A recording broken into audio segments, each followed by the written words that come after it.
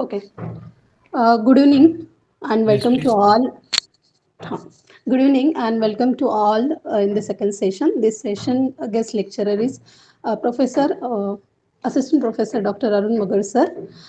Sir currently working as Assistant Professor in TC College in Baramati. Sir having PhD guideship and 13 years teaching experience and specialization in geomorphology.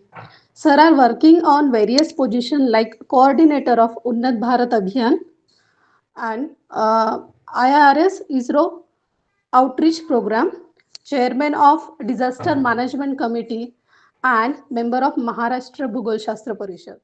He has completed one research project. He has published two books and five research paper and eight journals in national and international level.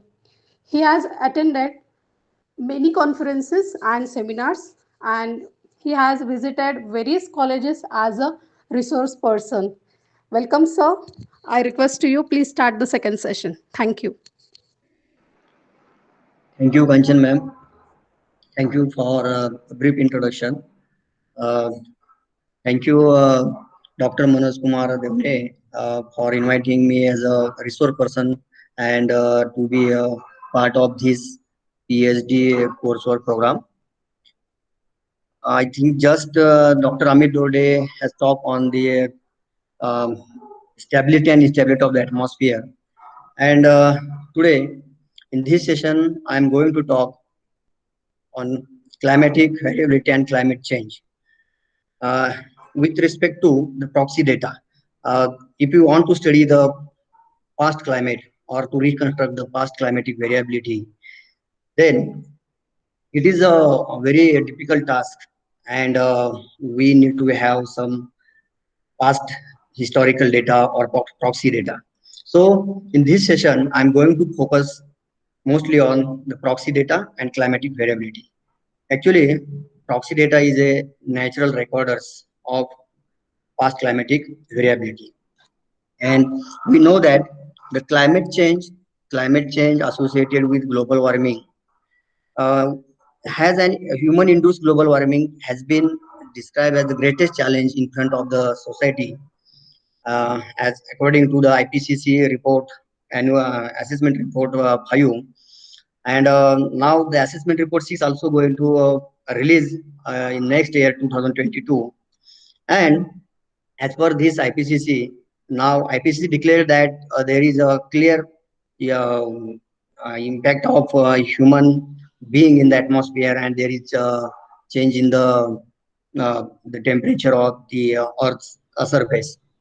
So, if you want to see the better future of the human being, then it is necessary to study the present climate and to predict the or reconstruct the past climate and predict the future climate, because we know that all the human activities are directly or indirectly depend on the climate and changes in the weather conditions. So it is necessary to study the to assess the present climate and uh, predict the future climate. So to assess present climate and to predict the future climate, we need to study the past climate, because whatever happened in the past, if we know, then we can predict about the future climatic changes. And before going to change climate, we can take certain steps to cope with the climatic changes effects. And the records, uh, to study the past climate, there are no direct records. We know that the direct instrumental records are very short period of time, as far as India is concerned, or all other parts of world. And only about 1 to 2 century instrumental data is available about temperature and precipitation. Okay, so this 1 or 2 century data is not enough to predict the future climate, because this instrumental data sometimes cannot capture the variability in the climate, though it is a continuous data. But that's why the scientists need to study the past climatic records for uh, thousands of years or millions of years. If we want to study the this long-term past climatic changes, then it is necessary to study the Earth system, because we know that Earth is a system, and there are certain processes that operate in a system, and some past climatic variability or past climatic changes, the signals preserved in the natural archives, right? So uh, that's we need to study the proxy data. Okay, now I'm going to present my screen, and with the help of PPT, it will be better to understand the concept.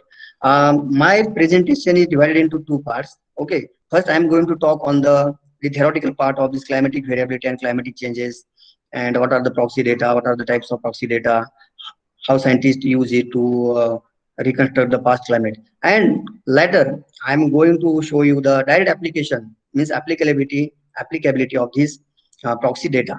If you also want to study the some paleoclimate studies. Okay, now I'm going to present my screen.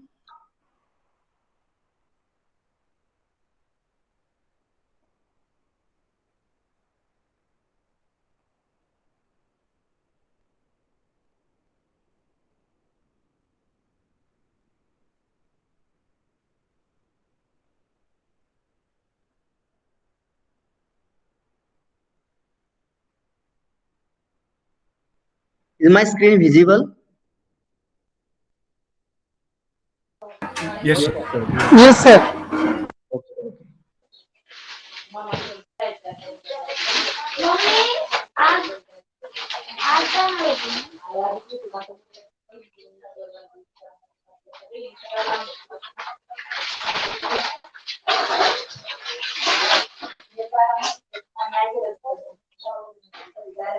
Jadhav sir mute करा sir.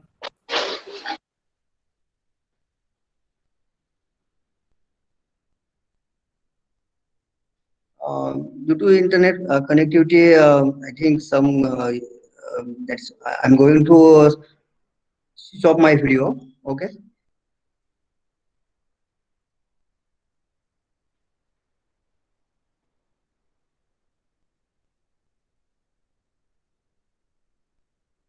So topic of today's talk is proxy data, natural recorders of climate change and climatic variability. Before going to see in detail, it is very important to understand the basic concepts that are related with the present topic. So actually, we know that these are the very basic concepts, but we should know before going to see what is climatic variability and what is the proxy data and climate change. We know that weather is a we know that day-to-day weather conditions of the temperature, precipitation, or cloud condition day to day, and the weather we know that it may change from time to time, from hour to hour, or day to day.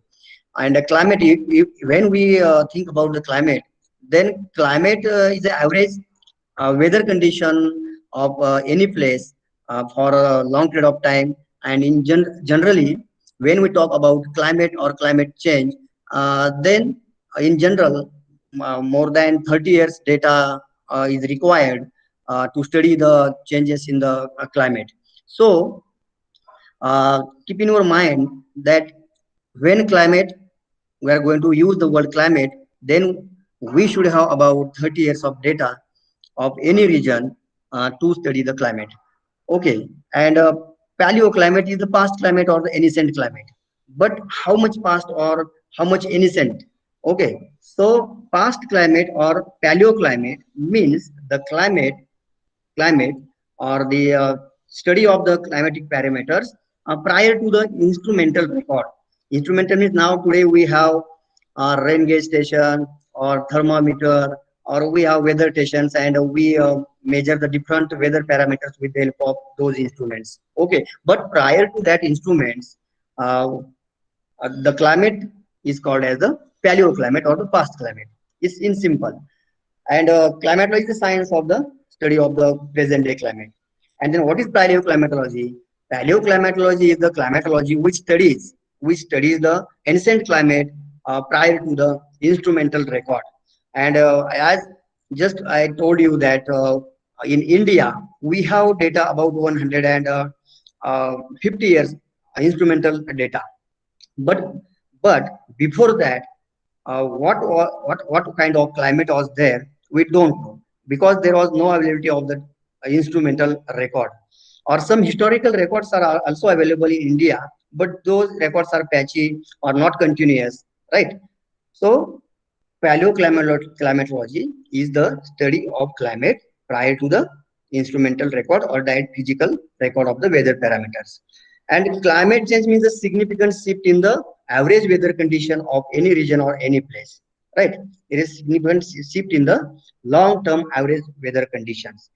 And what is actually then what climate change and then climate variability? So what is the difference between that? So climate variability is a uh, as far as the time is concerned, the climate variability term is used for the shorter period of time changes in the climate.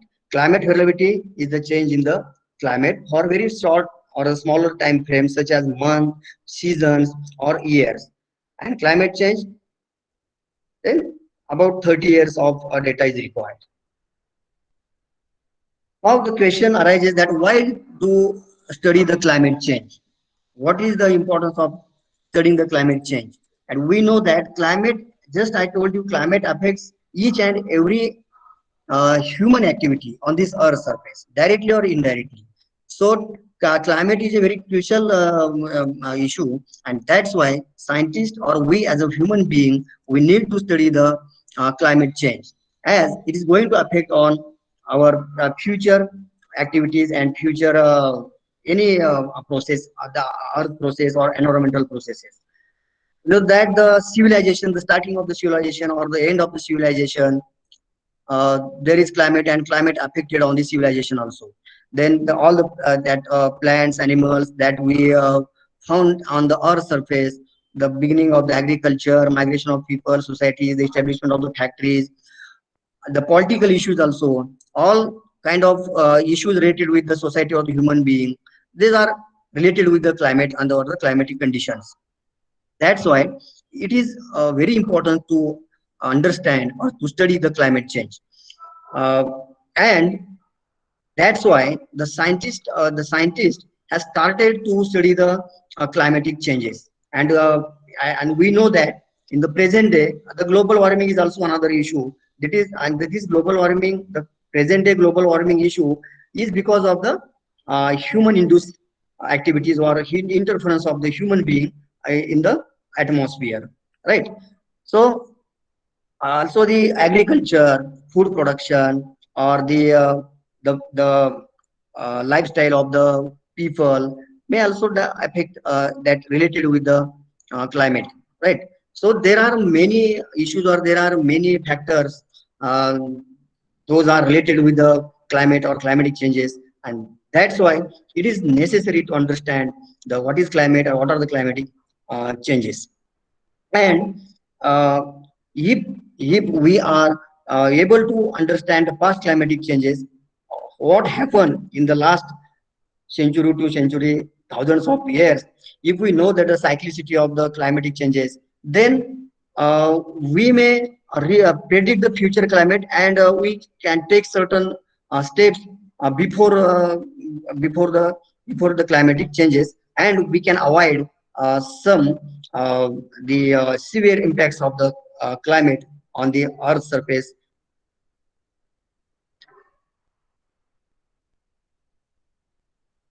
Now the next question, if the scientists are studying the climatic changes, then why do climate change? What is the reasons behind the change in the climate? So we know that there are basically two reasons: natural and anthropogenic reasons.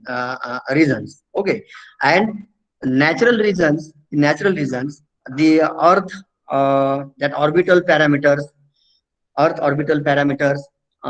then the volcanic activity, uh, sunspot activity. These are some natural causes behind the climatic changes. And in the history of the earth, there are changes. There were also ice ages or uh, dry and cold period, warm and wet period. Means we are now talking about the global warming, global warming. But there's this global warming thing is not happened for the first time on the Earth's surface. Means in the Earth history, scientists have reconstructed that there were many ice ages came and went. Okay, so why? Because of natural reasons. Even though there was no human being on the Earth's surface, there was also climatic changes. So those climatic changes or the variability because of the natural causes. And the most important cause of the climate change is the Earth's orbital parameters. Means we know that Earth moves around the sun, and Earth's axis is tilted. So because of these orbital parameters, sometimes Earth comes near to the sun or goes away from the sun.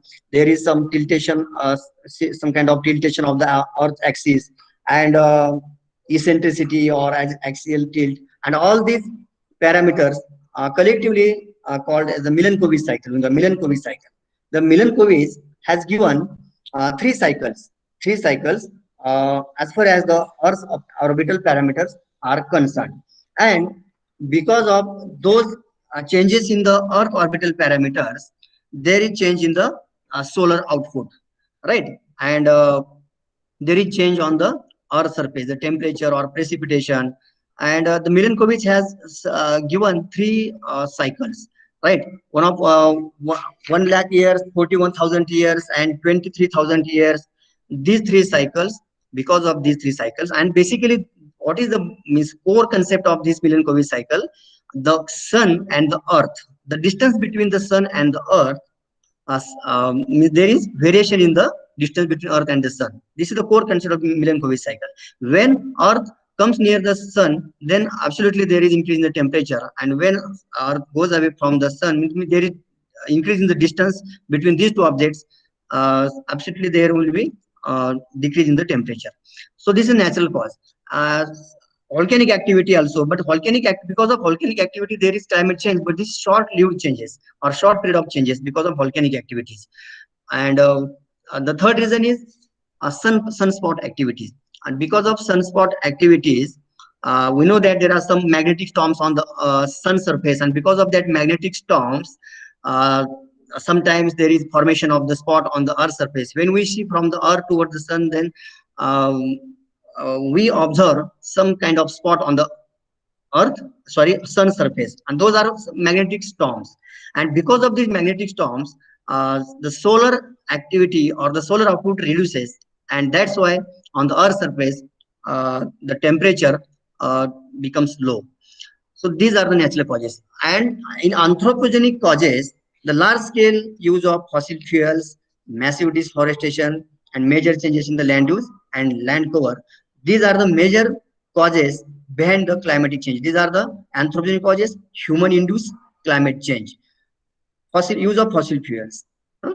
Okay, and because of these causes, there is emission of the different kinds of greenhouse gases like carbon dioxide, methane, and because of these greenhouse gases, we know the concept of greenhouse.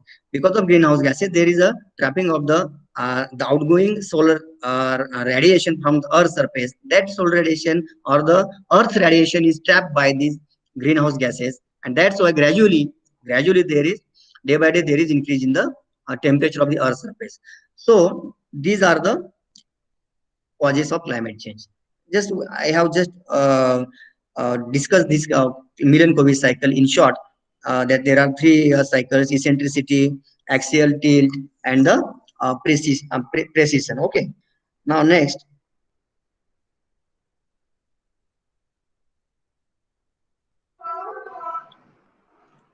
now the major topic of today discussion is the proxy data.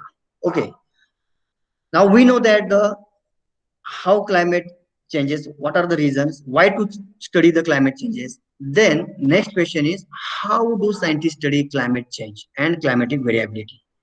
How do scientists study? And now, as a geographer, most of the geographers study climatic changes by taking instrumental record of temperature, precipitation, cloud cover, or wind motion or wind speed. the instrumental record from the IMD or other agencies that provide weather data. But just I told you this is a very short period of data.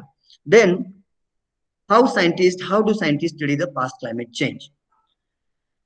So scientists study the natural archives. Natural archives is nothing but one kind of the box, and within that box we store something, right? We store something in a systematic way. If we how many things, then we can store our things in the cupboard or any box in a systematic way by categorizing, by dividing them in different way. So in that way, nature has also system, and those signals of nature, changes in the temperature, changes in the precipitation, or changes in any kind of weather parameter, is preserved in the natural archives. And natural archives are also not there is uh, means, preservation of the data continuously. There is sometimes for example fluid sediments are not continuously deposited. Sometimes they are um, wear away and transported from one place to another place. But but these natural archives helps us or the scientists to study the past climate, like fluid sediments, marine sediments, aeolian sediment, and lacustrine sediments, glacial moraine. This is also glacial sediments. So these are the different types of sediments. Those are preserved or deposited at on the bank of the river, or at the shore of the coast, or in the on the boundary of the desert, or glacial at the end of the glacier. Okay, so these sediments preserve some kind of proxy or some kind of indicators that gives us clue to study the climate change. Okay, now ice cores, corals, paleotherms, tree rings, all these are natural archives. And within these natural archives, some natural climate changes signals are preserved or stored in a systematic way. And as a scientist, we need to find out that, because nature has already deposited or already preserved the climatic changes changing record in that archives. And as a scientist, where we are going to find out those climatic changing changes record from that natural archives by applying some techniques, methodologies, or by applying our knowledge, or by using or employing some different techniques. And these are called as natural archives.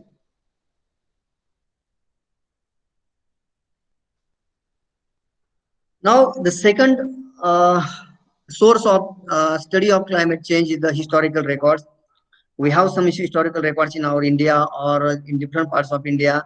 The voyagers or the travelers have made some observations and wrote down in their books, or some historical books or monuments, or some kind of historical records, documents. Okay, but those are not continuous. They just give some clue or some major events that happened in the past. Instrumental records, I have talked many times on this instrumental record. And now uh, we know that in present days the satellite images also are used to study the climatic changes or the weather conditions of any region. Satellite image, this is a very recent technology or method. For example, the TRAM means tropical rainfall measurement mission, or aster or landsat, by using aster landsat satellite images.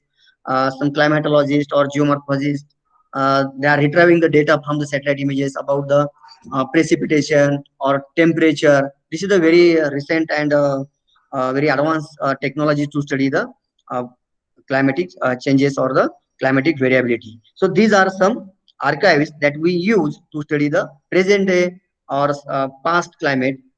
Okay. Now these are the natural archives. So what is actually proxies? Proxy. What is proxies? Proxies is proxies. I'm going to give more information on proxies on the next slide. But before that, if we have, okay, I will go ahead. Huh. Proxies are needed to reconstruct the climate changes. If we want to reconstruct the climatic changes, then one should know the climate proxies and some dating techniques, right? to assign a time to proxy data. The proxy means it is an indirect source. Proxy is an indirect source to study the climate change, or it is an indirect source to find out some clues about the temperature or precipitation conditions that prevailed on the Earth's surface in the past or the Earth history. So proxy is not direct source. Direct source is the instrumental record, satellite images, or some historical data. Those are the direct sources or uh, sources that gives us idea about the climate change or the weather conditions. But proxy means indirect source of climate change. Okay, and uh, proxy is nothing but it is a measurable uh, property. It is a measurable property, physical property, chemical or the biological property of natural system. As I have already told you, our Earth is a system, and system means in that system means whatever the components that are contained or associated with the system, all they are interconnected to each other, or they are depend on each other. There is a system. If there is change in one component of the system, then automatically other components also are going to affect because of that change factor or the component. So nature is also system, and in that nature some components or the some factors, some properties of the nature are in a systematic way, and that's why the nature systems physical, chemical and biological property are preserved in that natural archives, and those proxy that helps us to quantify the change in the climate in the past. We can quantify the climatic changes, means we can quantify the temperature data, or we can quantify the precipitation, even though we did not see the rainfall or the temperature, what was temperature or what was rainfall prevailed in the past or in the history of the earth, we don't know directly. But with the help of this proper physical, chemical and biological property of natural system, right, we can quantify uh, those changes in the climate with the help of proxy data. And now proxy is nothing but the property of natural system. It may be physical property, it may be chemical property, or it may be biological property, and those properties are preserved in the natural archive in a systematic way, and we are going to just find out. And to find out those proxy or those data, one should have knowledge about those proxy or different fields. And as a geographer we are not able to study or understand all the proxy data, because some proxies are chemical and biological, and those fields are our out of our domain. So what kind of proxies we study as a geographer, that also I am going to discuss. So now we know that the what are the proxies, but when we study the proxy, when we get some data about proxy, then one should know, or we should know the dating techniques. Okay, that dating techniques slide will appear. Now types of proxies: physical proxy, and as a geographer or as a geomorphologist, mostly we study physical proxies in our research, like sediment composition, texture, structure, or density, or magnetic property. Magnetic property is also not in our domain, but sediment composition, texture, structure, and color. Right. So, what is sediment composition? We know that the different types of sediment, that glacial sediment, aeolian sediment, or fluvial sediments, lacustrine sediments, um, those are uh, composed in different ways, right? So composition is nothing but the what kind of particles or what kind of matter present in that sediment. For example, uh, the types of minerals, right? The types of minerals or fossils that are preserved in that sediment. So collectively, this is called as the sediment composition. Means nutrients or oxygen level or minerals, fossils that sometimes that find in the sediment. So it is collectively called sediment composition. And sediment composition also gives some clues about changes in the environmental changes or the climatic changes. because when there is changes in the environment or the climate, then also there is change in uh, the processes, earth processes, or the change in the plant or the animals, and those remnants of plants or animals also preserved in the sediment. So with the help of those fossils, we can also reconstruct the past climate, because certain animals or the certain plants that grow in certain type of climate, one kind of plant is not growing in another type of climate. Okay, so like in this way, the fossils of plants and animals gives us a indirect clue about the climatic variability or the changes. And texture, most geomorphologists use this proxy while doing research or while studying texture. What is texture? Texture is nothing but the size of the particle. There are different types of particles like clay, sand, keel, right, pebbles, cobbles, boulder. We know that those terminologies, but these textures also are related with the climatic changes, because it the size of the sediment gives us clue about the energy of the environment. Means how what kind of environment was there, and the what was the energy of the flow. As we know that if there is the high rainfall events, then uh, the the velocity of the water is also more, and because of that high uh, means velocity flows, right, the coarser material also carried, and that deposited along the river or in the sediments. So it means that if there is more percentage of coarse sediment, it suggests that, or it says that when those sediments are deposited, that time there were uh, the wet climate, right, wet and warm climate. Because of that, there is a high velocity flows or rivers, the energy of the rivers are also more, right. These are the some uh, texture gives clue about the past climatic changes. Now structure, the shape and the thickness of layers, or the shape of the particles, or uh, the arrangement of the particles within that layer, or within the deposits of aeolian or the fuel deposits, is called as the structure. And this structure also gives some kind of clues about the changes in the flow velocity, or changes in the some characteristics of the flow. Okay, color density, or magnetic properties, all these are the physical proxies, and they are the very important proxies while studying and retrieving the data about the past changes in the environment, or the changes in the flow of the energy flow. So magnetic properties also related with the climatic changes. How? We know that I'm going to also talk on these magnetic properties in next slide. But magnet, I also did some research work on the magnetic susceptibility.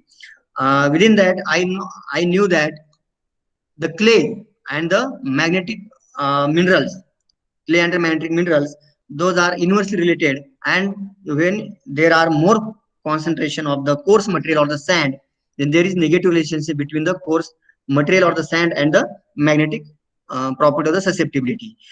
uh, we will see in the next slide in detail. So those are the physical proxies. Now biological proxies.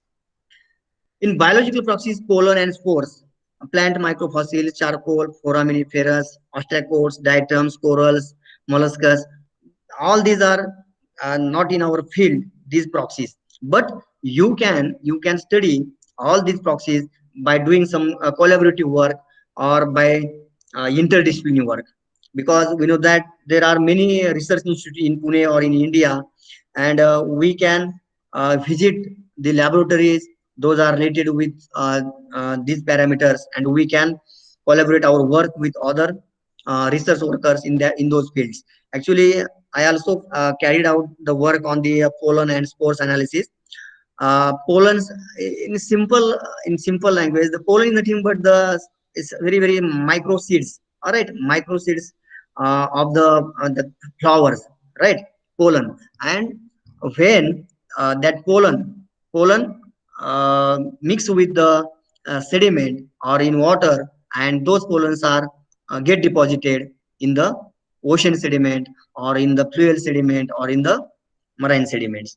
By studying those pollen or by performing pollen analysis, we can reconstruct or we can say about the what kind of climate was prevalent in that particular area, right? As I have already told you that the some kind of plants grow in certain type of climate. That's why what kind of pollens we get while in that deposits, then on the basis of that we can say about the past. So micro plant microfossils, charcoal, all these are new things to me also. Just I have listed here the types of biological proxies: foraminiferous, astrocytes, diatoms. So this is not our field, but if we study the physical proxies, then with the help of other scientists, we can perform this analysis in different research institute, and then finally we can collaborate our work. So we we should know the basics or the basic about this biological proxies. Now chemical. In chemical proxies, the stable isotopes, you know that there are two types of isotopes: oxygen 18 and oxygen that 16 isotopes. Some carbon isotopes are also there. This is also some chemistry related topic, chemistry. Stable isotopes, elemental analysis. Elemental means what type of elements are there in that sediments, means mineralogical composition. Okay, we will talk on this later while discussing the actual work that I have carried out. These are some natural archives, ice cores, how the scientists take ice cores, and in that those ice cores, the carbon dioxide of the atmosphere traps in that ice, and it gives some idea about the atmospheric chemistry, right? Atmospheric chemistry by performing different type of analysis, by taking these ice cores in the laboratory, and by doing study of that carbon isotopes or some other things. Okay, these are the isocores that also gives some cursors about the climate change. The tree rings. This is also proxy, one kind of proxy. Tree rings. In general, there is one concept that when the thickness of the tree rings. Listen carefully. The thickness of the On the basis of thickness of tree rings, the scientist say about the what kind of climate prevailed in that region on the basis of thickness of tree rings. If the thickness of the tree rings is more or the rings are wider, then it means that when that tree rings is formed, that time there must be wet and warm climate. Because of wet and warm climate, the that tree ring becomes wider and thicker. Okay, because of wet and warm climate. And the thin the thin tree ring suggests that this thin tree ring form in the event of dry and cold climate. Okay, so this is very simple because this dendrochronology or studying of tree rings is not very simple, but this is the basic concept or the core concept of studying dendrochronology. Dendrochronology means studying the tree rings, and scientists uh, uh, assign those tree rings, and then they carry out some dating of that those tree rings, and then we can understand when exactly that bigger or the thicker ring is formed. So uh, with this, one can reconstruct the past climatic variability on the basis of study of tree rings. This is speleothems. Speleothems. It is actually the calcite deposition uh, that because of underground water, when there is percolation underground water in any cave, then the dissolved calcium or other elements that get deposited on the floor of the cave. These are, so this is called as the speleothems, stalactite, stalagmite. Scientists uh, takes that speleothems and it cuts into the section, and by performing some different techniques in the laboratory, they scientists with the help of different instruments, they identify the different layers. You can also see here there are different very fine and very micro layers are there in this speleothem, and this speleothem is plotted here, and we can see that there is some cyclicity, or there is variation in the composition of that isotopes. The image is not clear, but this is the section of the speleothem, and here is the data that scientists that retrieved from the laboratory. Corals, it is very micro that organisms that found on the ocean floor, and it is also one kind of proxy, but I'm not going to go in detail because I'm don't know more about these corals, but it is a one kind of proxy. Now lacustrine sediments, this is also natural archives. Okay, lacustrine sediments uh, gives us some idea about the local climate, local, because uh, the flow of water that is locally derived, and that flow of water is um, stored in that those lakes. So that's why the lacustrine sediment gives us some regional or sometimes a very local type of climate. Gives idea about local type of climate. Okay. Uh, Now next thing is very important. If we have the proxy data with us, okay, we have collected, for example, just imagine we have collected the proxy data.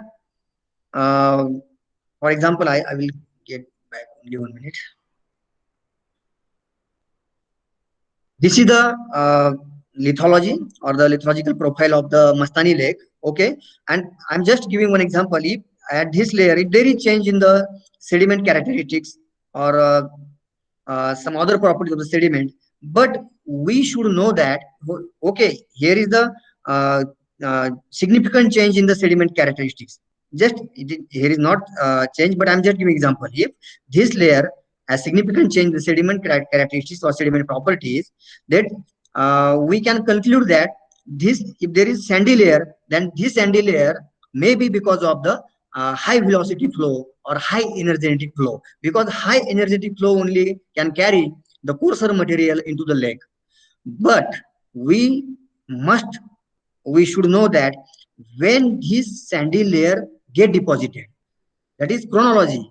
And in paleoclimatology, chronology is very important, which without chronology or without dating, uh, I means you are just by just collecting the proxy data or natural archives or just studying in the laboratory is not enough. We should know the age of that layer when it is deposited. So to know the age of the sandy layer, one should know the dating techniques, because dating techniques gives us approximate age, not exactly, but approximate age of that sediment layer, or that uh, significant change of that layer. Here are the some techniques. There are many uh, dating techniques that are available, but some important techniques I have just listed here. Radiocarbon is most commonly used. Radio is dating techniques. Radiocarbon dating. Okay, radiocarbon dating is the most commonly used, and this technique is used for the samples, of less than 50 years. Means if we want to apply the radiocarbon dating techniques to one kind of sample, and that sample must be organic matter like wood, charcoal, pollen, seed, nuts, seeds, ivory, bones, any kind of, but it must be organic matter, and that organic matter must be formed within last 50 years. Sorry, 50,000 years. If more than 50,000 years, then it is not possible to date those samples with the help of this radiocarbon dating. So radiocarbon dating gives age range more than 60 years and up to approximately 40,000 years, right? If you got some wood or charcoal in your sediments in lithological profile, then you can date it and up to 40,000, approximately 40,000 years. And for example, if we are we don't have the organic matter, then how to date the sediments? We can directly date the sediments. Directly, we can directly date the sediments. There is no need to have wood or charcoal. If you don't have, no problem. Then there is another technique, luminescence technology, optical luminescence chronology. This optical luminous dating technique gives us age range from 10 years to up to 10 lakh years, millions, 1 million year. Okay, and for to apply these techniques, we should have quartz or feldspar. Quartz means sand. We should have sandy layer in our deposit. Then we can find out the age of that sand with the help of this luminous optical chronology technique. Okay, but how it gives is uh, that the sun rays when last time when last sun rays fall on that sand, that age gives by this technique. Then potassium argonous technique is there. Then dendrochronology is just I have discussed. Dendrochronology means the dating techniques that is used to date the tree rings, right? Tree rings. It gives age about 10,000 years and some sediment ores. There are many dating techniques, but these are the some most commonly used dating techniques. And in paleoclimatology, dating techniques is a very important, and without dating, we cannot reconstruct the past climatic changes or the past climatic variability. So, in, in this slide, I have already uh, discussed to reconstruct past climatic changes, we need climatic proxies. First condition is we need climatic proxies, and then dating techniques. Okay, without dating, no importance to your that past climatic changes. These are some geological timescale. We already know that when studying past climate or the paleoclimate, one should know the geological timescale, because all the paleoclimatic studies or terminology that associated with these periods or the epochs. And in Maharashtra or in India, uh, mostly the late quaternary studies have been carried out, and now scientists are carrying out the late quaternary studies. This quaternary period is the recent period of the Earth history, and this quaternary period is divided into two epochs, that is Pleistocene and Holocene. And because quaternary period is from 2.6 million years to present date, is called as a quaternary period. And while studying paleoclimatology, most of the paleoclimatic studies are related with this quaternary period uh, geological timescale studies. Okay, now here Pleistocene and Holocene. Holocene is very recent period when the Homo sapiens sapien that human beings appeared on the Earth's surface. That period is called as in general Holocene. And now the scientist has identified or the discovered new epoch, that is Anthropocene. And this Anthropocene starts from roughly from 1950 to present date. Anthropocene means because of human being, there is change in the atmosphere of the earth, there is change in the temperature and precipitation condition, that is global warming. And this period is called as the Anthropocene. Okay. And now these four events are very important. That's I have highlighted in the red color. While talking about the paleoclimatology or past climatic changes, reconstruction of the monsoon variability, reconstruction of the past climate variability, one should know these four uh, climatic changes that have occurred in the Earth history. Because there are different types of climatic changes. This is the timeline. Some uh, in 60 to 750 million years before there was snowball Earth. Snowball Earth means it does not mean like that whole Earth was covered with the ice, but most part of the Earth was covered with the snow. That is called snowball Earth, and this event occurred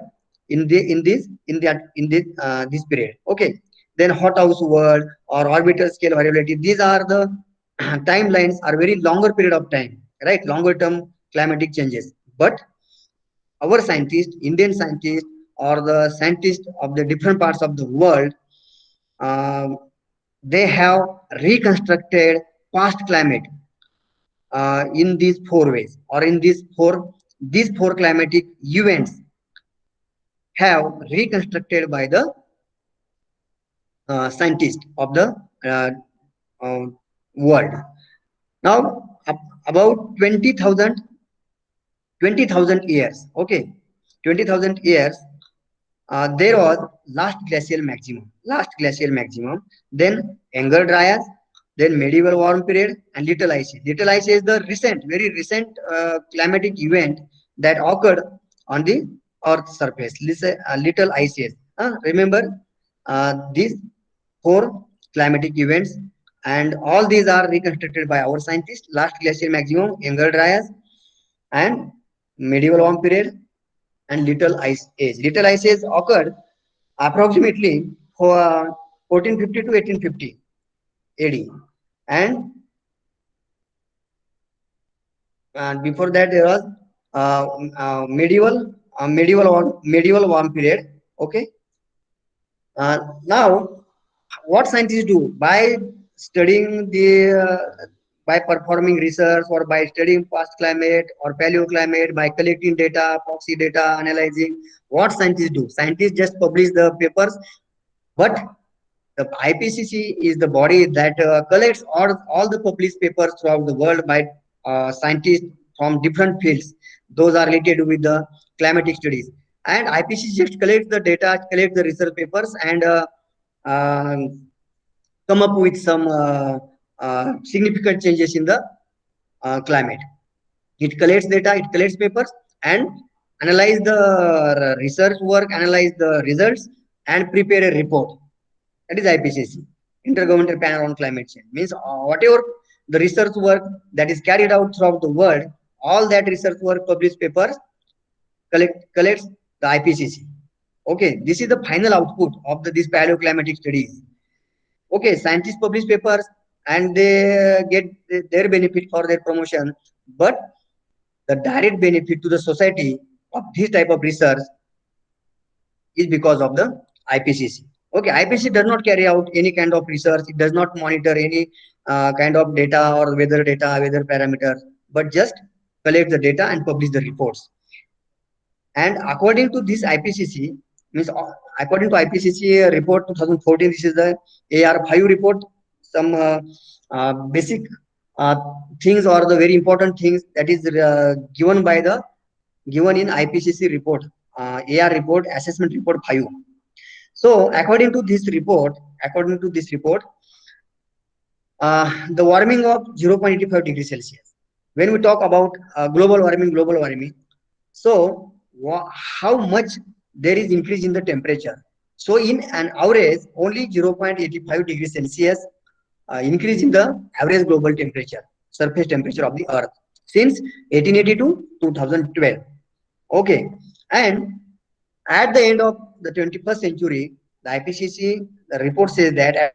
the end of the 21st century, IPCC releases reports and gives information to the policymakers or the society.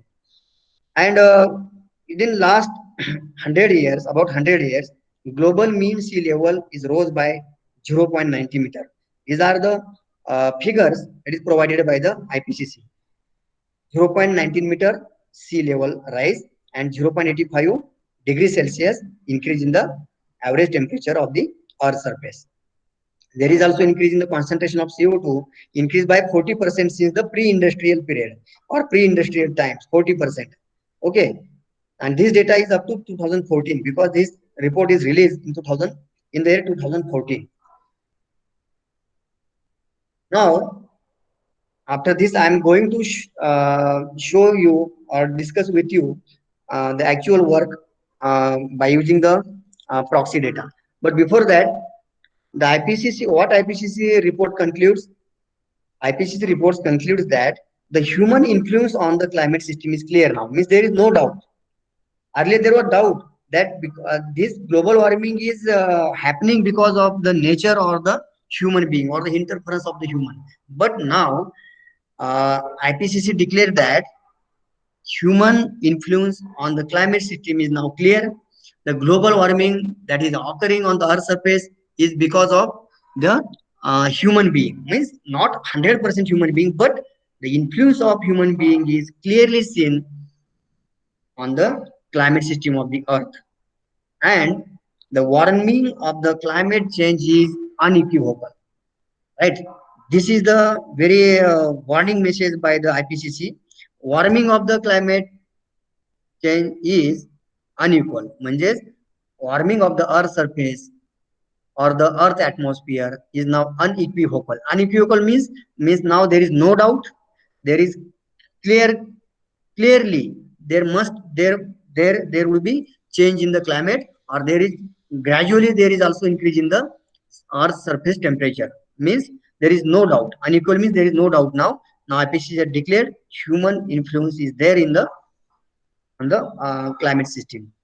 Okay, so now this was the part first of my presentation. This is just a theoretical part of climate variability or climate change and the proxy data, what type of different proxy data, what are different techniques. Okay, now I am going to show you, or I am going to discuss with you the actual work using the proxy data. Okay.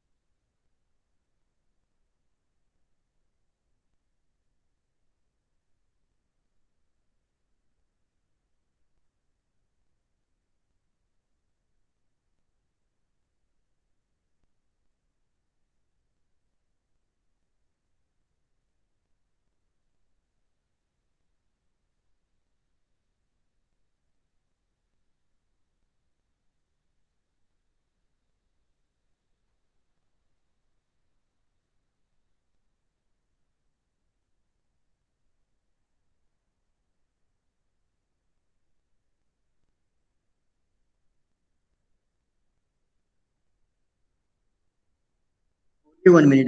Just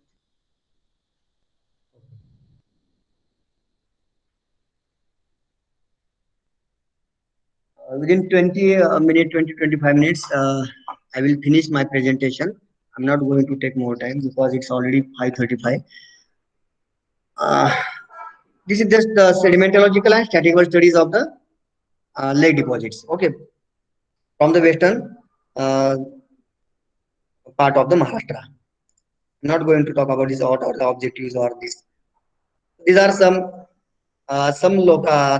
these are this map shows the some locations of uh, the tanks that or the lakes under study. Okay, there were eight deposits of 8 tanks we were study: Wagad, Kapurwadi, Sarola, Bhathoda. Okay, this map it gives us some idea about the distribution of the rainfall over the western part of the Maharashtra. Distribution of rainfall. You can see here. This is the Western Ghat, and it is uh, rainfall, and this is the rain shadow zone of western Maharashtra, which is highlighted in the little bit light blue color. Okay, methodology. Okay, I am going to talk more on the methodology. What kind of methodology we adopted, and how it carried out. Okay, while doing this work, and my work was associated with the climate change or the past climate and the uh, climate variability. Okay.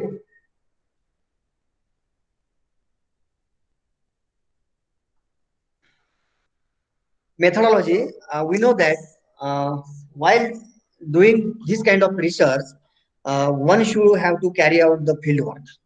This is the prerequisite. Okay, field work, and then statistical studies. Field work, stratigraphic studies, grain size analysis, mineral magnetic analysis, geochemical analysis, XRF means weathering indices, then Kara count. All these, and finally radiometric dating. All these are the methods that are used to study the proxy data or the proxies. Okay. Now, first fieldwork and stratigraphical studies. Okay. Now, one by one, we'll see stratigraphical studies. In stratigraphical studies, during field work, we have dug trenches into the lake or the tanks in order to study the texture and the structure of the deposit, to study the color, right, or the faces or different types of layer. So during field work,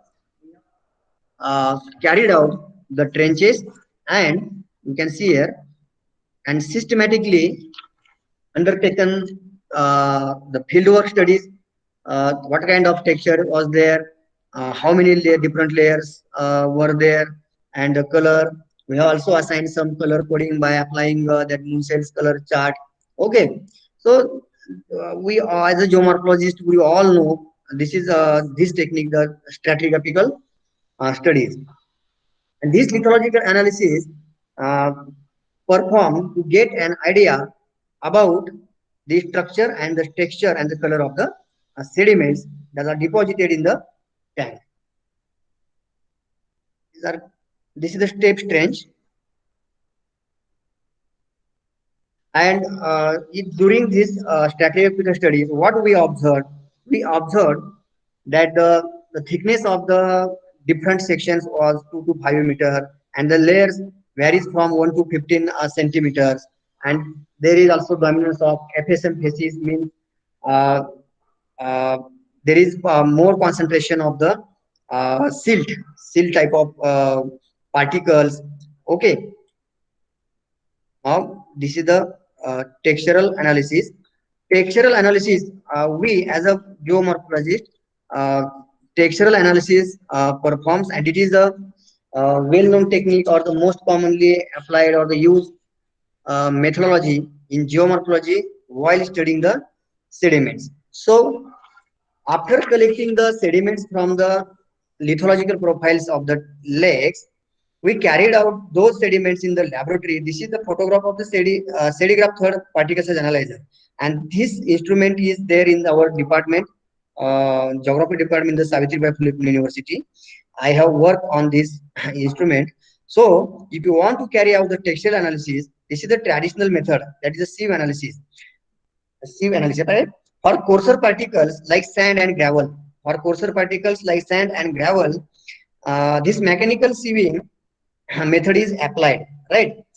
And the different types of sediments are categorized on the basis of their size, but this mechanical sieving method is not good for the very fine particles like clay or very fine silt, as the clay forms the that electronic bounds,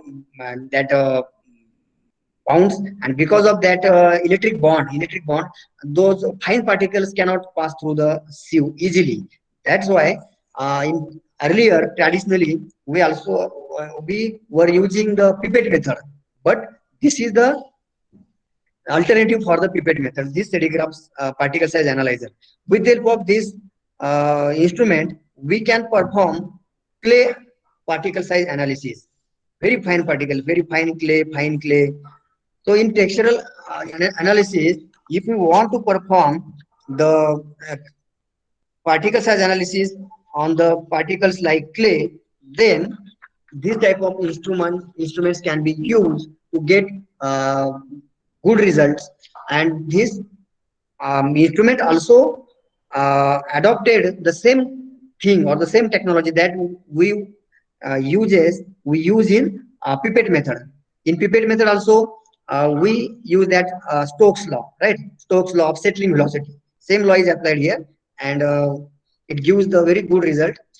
Textile analysis by mechanical sieving. While performing this mechanical sieving, we should first dry the samples under the sun or in oven, and then break those sediments and perform this sediment analysis.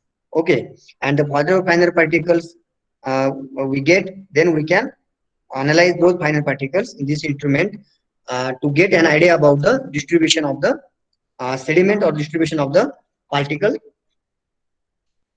particles in those sediment samples. And by getting the data of this proxy data, this is also proxy data. Textile analysis means grain size distribution data is called as proxy data, and with the help of this proxy data, grain size data, we can calculate different indices by that applying that Fock and word method, like mean size. What is the mean size of the sediment, standard deviations, skewness, and kurtosis? I'm not going to go in detail in that those technologies, these calculations. Okay, mean size, standard deviations, skewness, and kurtosis we can perform on this grain size distribution by plotting this data on that probability paper. Okay, these are some results that are derived from the textile analysis of different tanks. Here, sand, silt, and clay percentage is shown. And as far as the particle size distribution is concerned, we can see here this clay and silt type of particles are more concentrated in the tank deposits, right? And sand size particles are very low, but only this super tank in super tanks sediment we observe the more sand particles. But in general, all the tank sediments uh, have very fine particles, clay and silt. Then all these parameters of grain size distribution parameters are plotted vertically to understand the what kind of variation is there in those parameters. If this is the plot of the sand, lot of sand here in Wagar tank, we can see that only one layer that we uh, noticed that has more percentage of the sand in this layer. It means that here is some kind of significance is there, and this is the drastic change in the flow of the water.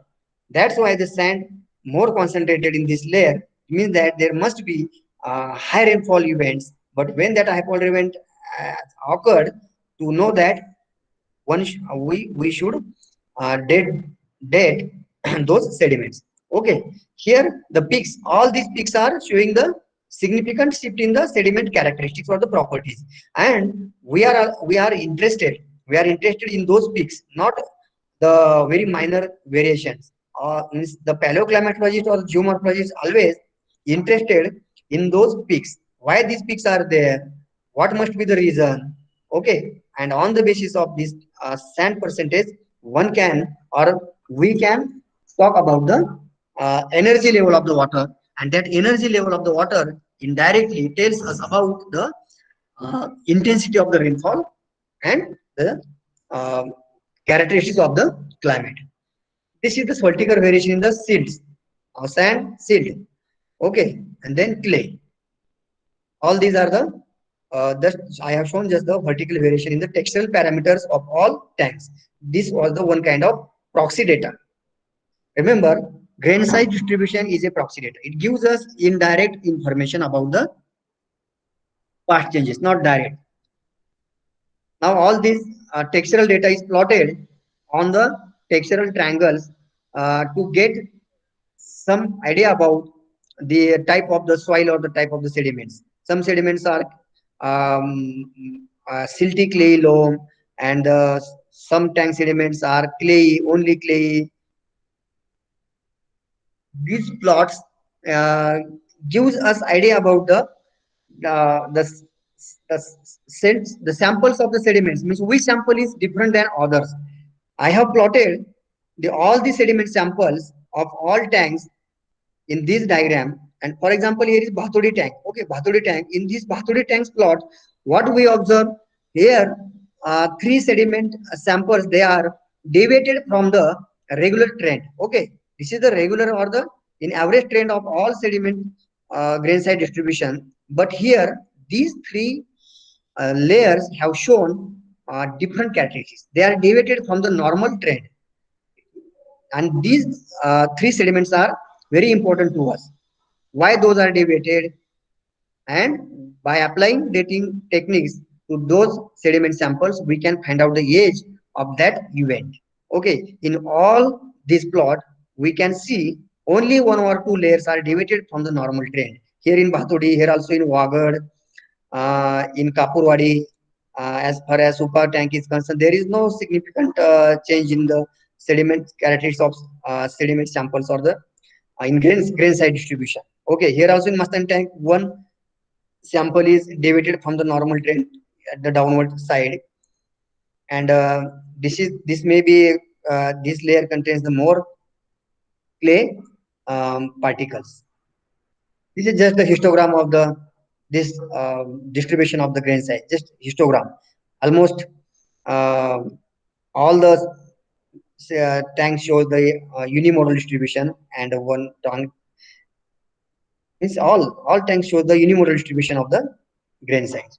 This is the statistical parameters: sorting, mean, skewness, kurtosis, mean size of the sediment. Okay, mean size in an average. What type of sediments observed in that those tanks that is plotted here? This is the vertical variation in the mean grain size for all the tanks. I'm not going to go in detail in these plots. It's here the relationship between the mean grain size and sorting index. Mean grain size and sorting index. Some tanks show um, significant relationship, and some tanks shows a tank showed non-significant, like Mastani or here Sarola. Okay, the relationship between mean grain size and sorting index. These are some major findings. I'm not going to talk on this finding. We are just focusing on the methodology. Now, magnetic, I will finish within only 10 minutes. Magnetic susceptibility.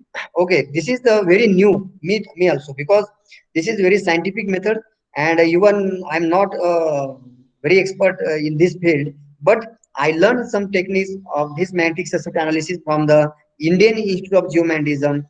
That institute, government of India, is located in the Panvel. Okay, these are the susceptibility meters, which to measure the magnetic property of the sediment. It is very easy method. Just we have to prepare a sample in a small plastic bottle, and that plastic bottle should we have to keep in this container, and then this instrument measure the magnetic property or the magnetic susceptibility of that or those sediments. Okay, all these are instrumental analysis, and we uh, we need to just prepare the samples, and we will get the data directly from the instrument. Okay, these are magnetic susceptibility and magnetic frequency dependent susceptibility shown here. Supa tank showed more mineral magnetic particles in Supa tank, and in Kapurwadi tank, the frequency dependent susceptibility is more in this Kapurwadi. Why this is so? This is just depend on the distribution of the sediments. I have already told clay. Okay, no problem. Just we go ahead. I will show you. You can see it in this plot. This plot shows the relationship between the sand silt size particles and the magnetic susceptibility. Okay, almost all the tanks shows there is a positive relationship between uh, core sediment and the magnetic susceptibility. Means if your sample have more coarse particles or coarse material, then your magnetic property or the magnetic susceptibility should be more. It is a positive relationship between. these two parameters.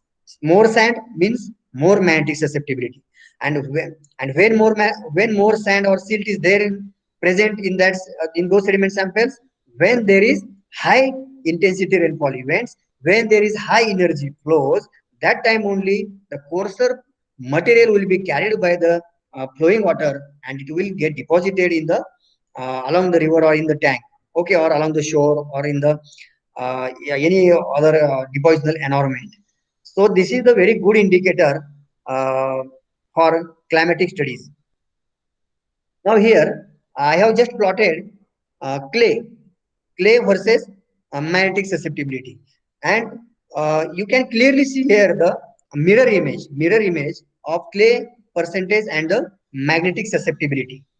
Almost in all tanks there is a mirror image. There is a opposite relationship, means relationship between clay percent and magnetic susceptibility, means as if there is more concentration of clay size particles in your samples, then then you will get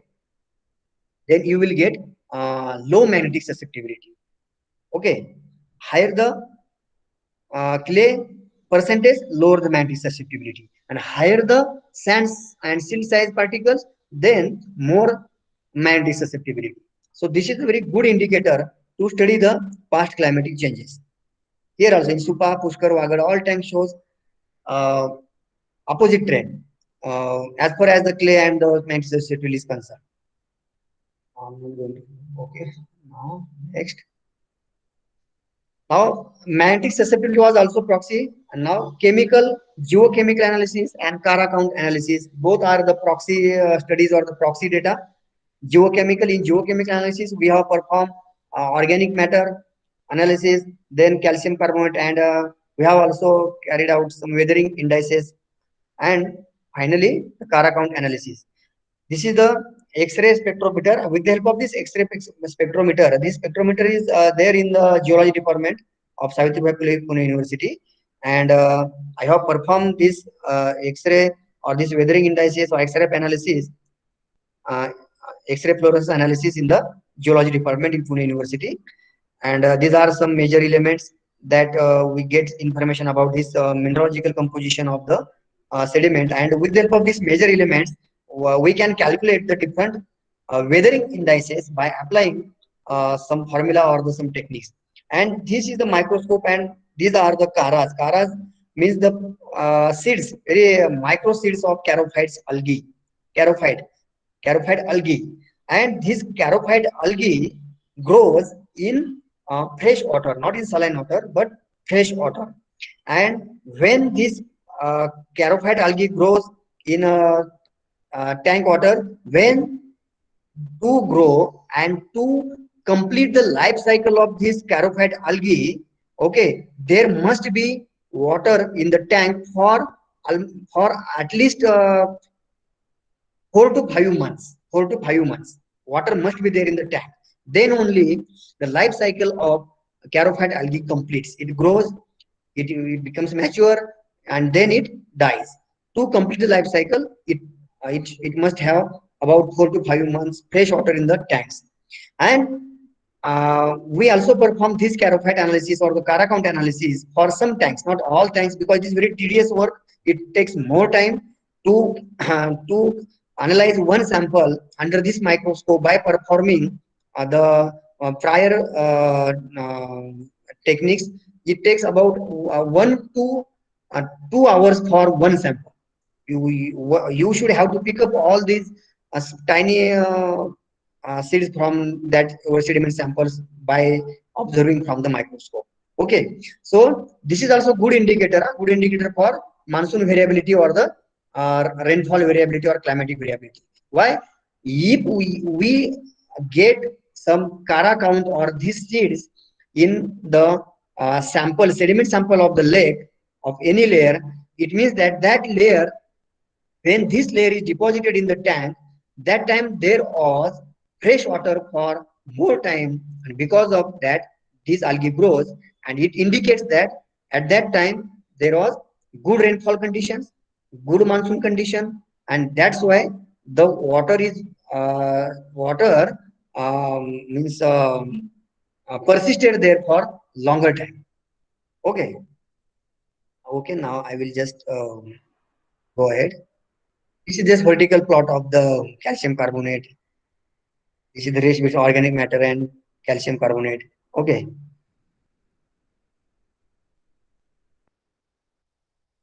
Only two tanks, Bhatud and Mastani, we have undertaken the Kara count analysis.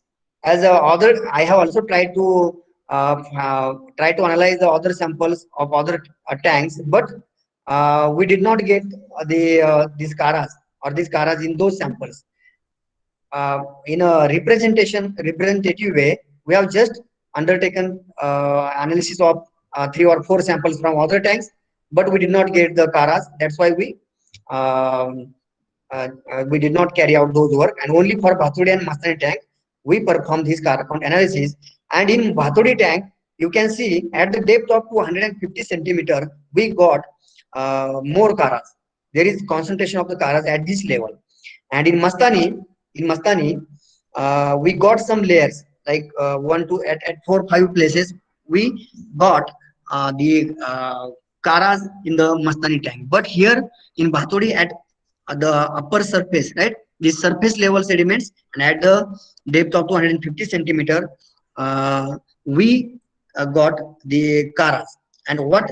And we also perform. Okay, we also perform the dating techniques for the Bhathodi and for Mastani to find out the age when this significant change in the sediment characteristics occurred.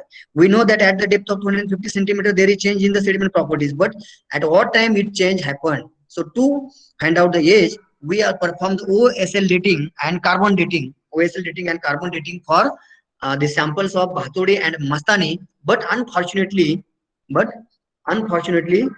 uh, we only 1 minute.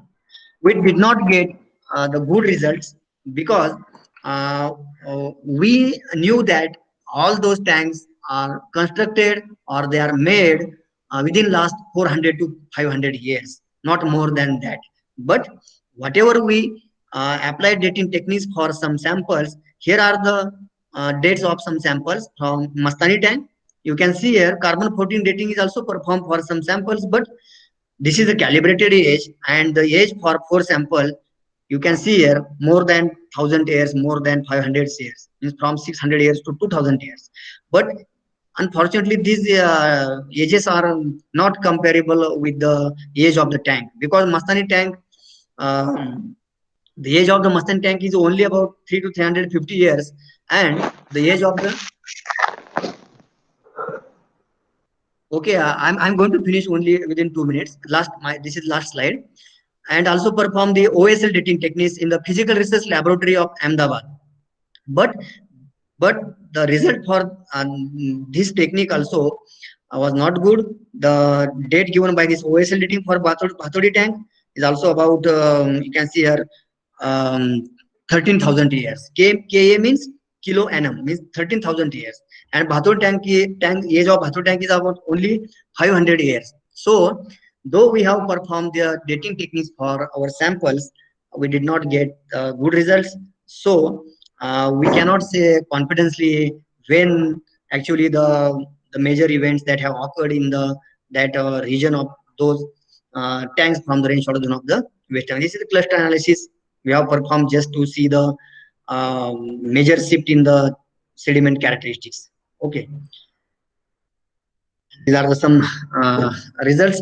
I have already uh, told you the results what we got.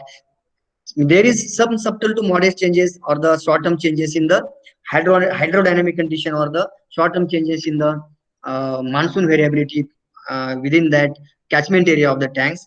And as those records are very shorter records, and that's why and also the dating techniques results are not good, so we cannot say exactly when those short-term changes was happened. And but we also did not get any kind of that human activity interference in those uh, in the catchment area of the tanks. And there is some changes, short-term changes, but not significant change in the catchment area of the tanks from the rain shadow zone of the western coast. Okay, thank you. Thank you for listening me patiently. So now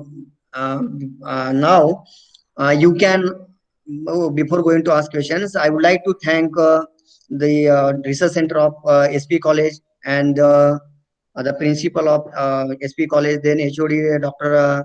Sunil Gaikwad sir, then PhD coordinator Dr. Manojkumar sir, and all other colleagues who are there who are helping to organize this workshop, and all the participants, all the PhD students who have participated for this course. I'm very delighted to be a part of this PhD coursework. Now, only 1 minute. I'm going to stop the presentation, and if you have any doubt, any question, feel free to ask me.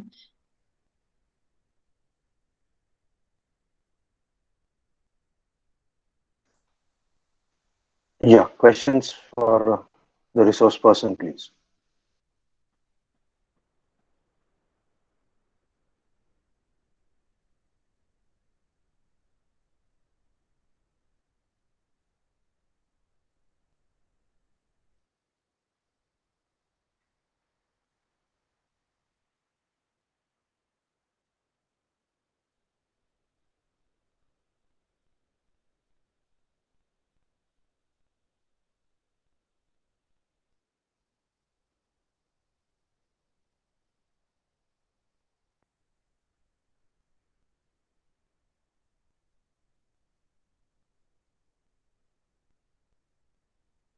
I think no one has any kind of question.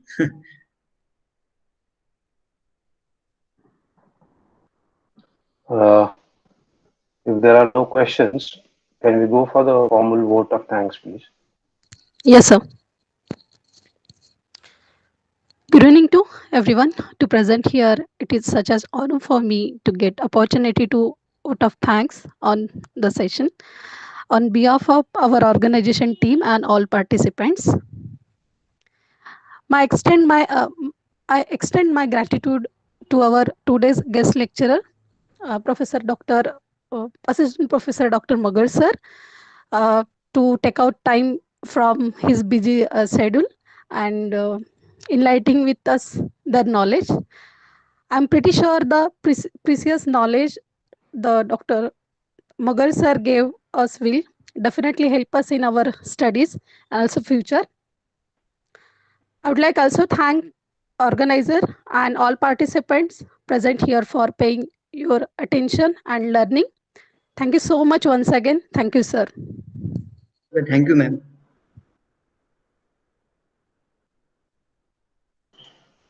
Thank you, sir. May I leave the meeting, sir? Yes, sir. Yes. Thank you.